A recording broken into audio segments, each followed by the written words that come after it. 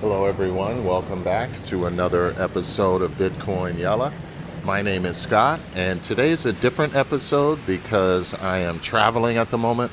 So I don't know if anyone can guess where I am, but I am traveling at the moment. So this will be a quick video. I wanted to update everyone on what's going on with Bitcoin and all of that. So just to bring you up to speed, Bitcoin is around 90,000. It's about 88,000, 89,000 to be exact.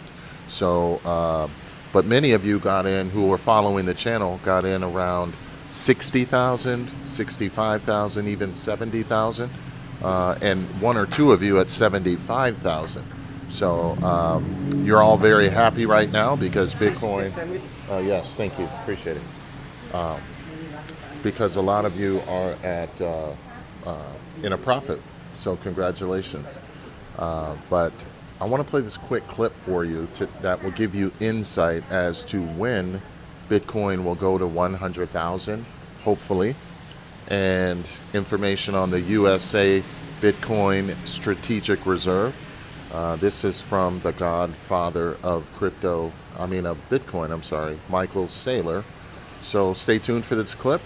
And I'll see you guys on the next one. This is a quick video, but I thought it would be important for you to see this clip from Michael Saylor on CNBC. So stay tuned. Here we go. In an exclusive interview is Michael Saylor, co-founder and executive chairman at MicroStrategy. He is joining us from the Cantor Crypto, Digital Assets, and AI Infrastructure Conference in Miami. Michael, it's great to have you on the show. Yeah, thanks for hosting me, Morgan. So I'm going to start right there. The torrid run we've seen in Bitcoin, is this all just anticipation about what a Trump administration is going to mean for it? You know, the red wave is probably the biggest thing that's happened in the past 4 years for Bitcoin. It's incredibly auspicious for Bitcoin and for the entire crypto industry.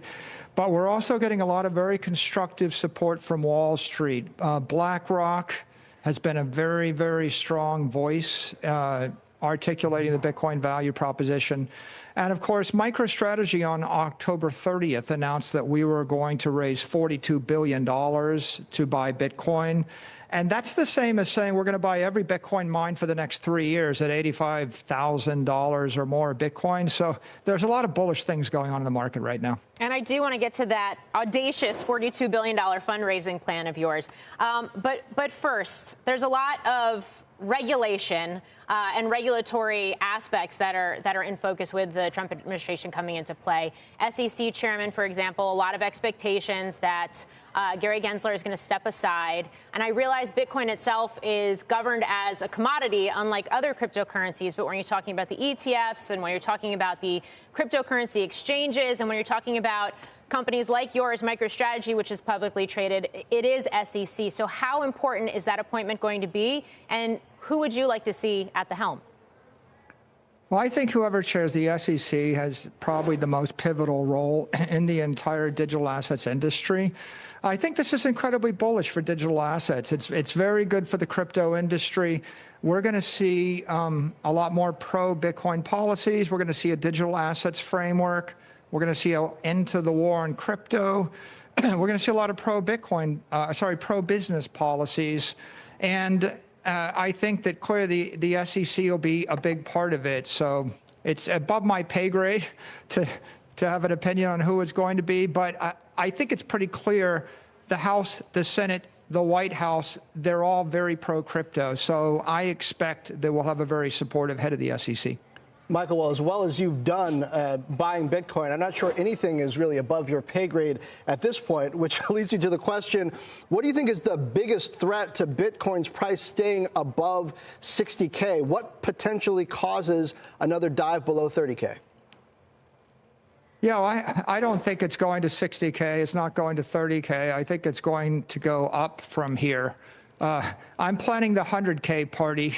And I'm thinking it's probably going to be New Year's Eve at my house. So I would be surprised if we don't go through 100K in November or December. So then what's the biggest threat to it going lower, even if it doesn't get that low? I think the biggest the biggest uncertainty in the industry was November 5th. And would you have a blue wave? Would you have a red wave? Or would you have a split Congress? And would you have any dispute about the future of crypto assets and Bitcoin? I think that was settled by the people very decidedly on November 5th. And I don't really see any threats in the near-term horizon. A strategic Bitcoin reserve, how likely is it that that is actually established? And why would that be a good thing when you're talking about a decentralized asset now being stockpiled by a centralized government? Well, that's being sponsored by Senator Lummis from Wyoming, and she understands the value of the frontier. The United States was built by purchasing Manhattan, then we purchased the Louisiana Territory, then we purchased California and acquired Texas, and then we bought Alaska.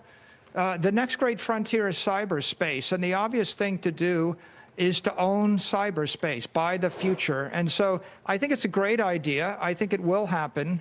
And I think it's important to the United States because it cements the United States' control over the future world reserve capital network. Senator Lummis's bill will offset $16 trillion of our debt, according to my models right now. So I think it's economically wise, it's technically wise. And again, Bitcoin is manifest destiny for the United States.